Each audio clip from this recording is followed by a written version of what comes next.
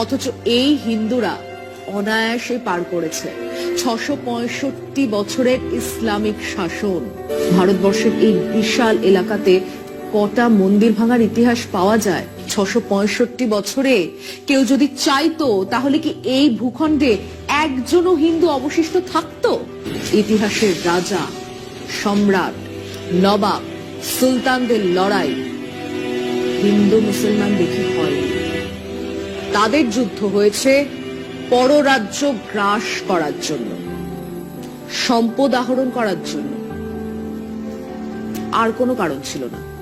কিন্তু যে ঘটনাগুলোকে আজ এত দিন পরে তুলে ধরছে আরএসএস বিজেপি, তা দিয়ে তারা বোঝানোর চেষ্টা করছে কেবল মুসলমান রাজারা হিন্দুদের ওপর অত্যাচার করত।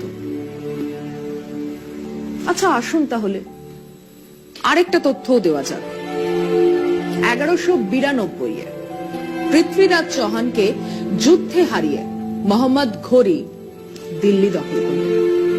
এরপর 1857 সিপাহী বিদ্রোহের পর ব্রিটিশরা আসে। ৬৬৫ বছর ধরে চলেছিল বিভিন্ন বংশের হলেও ইসলামিক শাসন। হ্যাঁ, ৬৬৫ বছর। মানে সম্রাট বা নবাব বা সুলতানের ধর্ম ছিল মুসলমান, এবং এই যে বিজেপি রোজ বলে যায় মুসলমানরা আর 50 বছরে সংখ্যাগরিষ্ঠ হয়ে উঠবে, যদিও এখনো তারা ওই 15%ই দাঁড়িয়ে।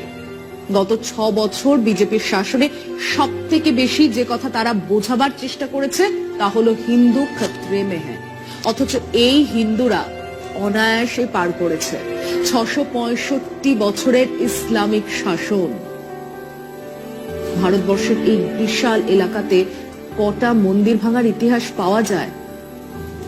৬৬৫ বছরে কেউ যদি চাইতো তাহলে কি এই ভূখণ্ডে একজনও হিন্দু অবশিষ্ট থাকতো? কোথাও কেউ কোনো ধার্মিক অত্যাচার করেনি, কোনো মন্দির ভাঙেনি। আলবাত অত্যাচার হয়েছে, ধর্মীয় কারণেও অত্যাচার হয়েছে, আলবাত মন্দির ভাঙা হয়েছে, কিন্তু তা ছিল না সারা দেশের, সারা সমাজের কথা। আর সব রাজা, সব সম্রাট, সব নবাব, সব সুলতানরাও একইভাবে ভাঙার কাজ করে গেছেন তাও নয়। ধরুন অরঙ্গজেবের কথা, যে কথা বিজেপি আরএসএস সব থেকে বেশি বলে। আসুন দেখা যাক সত্যিটা কি। অরঙ্গজেব নাকি কাশী বিশ্বনাথের মন্দির ভেঙেছিলেন, ঠিকই বলছে। অরঙ্গজেবের ধর্মীয় অসহিষ্ণুতা ছিল, কিন্তু উনি আবার কামাখ্যা মন্দিরের জন্য জমি দান করেন, উজ্জয়িনীর মহাকাল মন্দিরের জন্য জমি দান করেছিলেন, বৃন্দাবনের কৃষ্ণ মন্দিরের জন্য জমি দান করেছিলেন। তাহলে কি নারায়ণ, উনি মন্দির ভেঙেছেন, আবার মন্দিরের জন্য দানও করেছেন। উনি ধর্মভীরু মুসলমান ছিলেন, মসজিদের জন্য প্রচুর দান ধ্যান করতেন, স্বাভাবিক। কিন্তু গোলকুন্ডার রাজা তানা শাহ তাকে খাজনা দিচ্ছিলেন না। ওদিকে প্রচুর ধনরত্ন এক মসজিদের ভেতরে জমা করেছিলেন। অরঙ্গজেব সেই মসজিদ ভেঙে ওই ধনরত্ন লুট করেন। অন্তত একটা মসজিদ ভাঙার কথা তো ইতিহাসেই আছে। আসলে আমরা নবাব, সম্রাট, সুলতানদের নৈতিক ধার্মিক দৃষ্টিকোণ থেকে দেখার চেষ্টা করছি।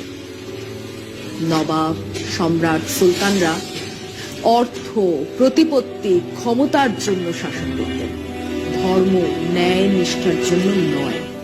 আসলে এটা এক ধরনের ইতিহাসের বিকৃতি, ইতিহাসকে সাম্প্রদায়িক দৃষ্টি দিয়ে দেখানোর চেষ্টা, যা শুরু হয়েছিল 1857-তে সিপাহী বিদ্রোহের সময় থেকে। বাহাদুর শাহ জাফরকে সামনে রেখে কারা লড়ছিলেন?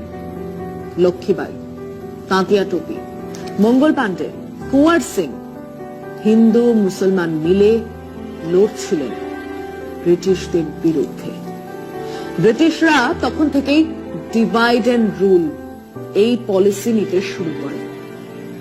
তারাই প্রথমে ইতিহাসকে বিকৃত করার, সাম্প্রদায়িক দৃষ্টিকোণ থেকে অন্য ইতিহাস লেখা শুরু করে।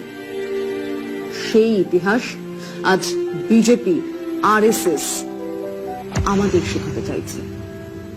এটাই সত্যি।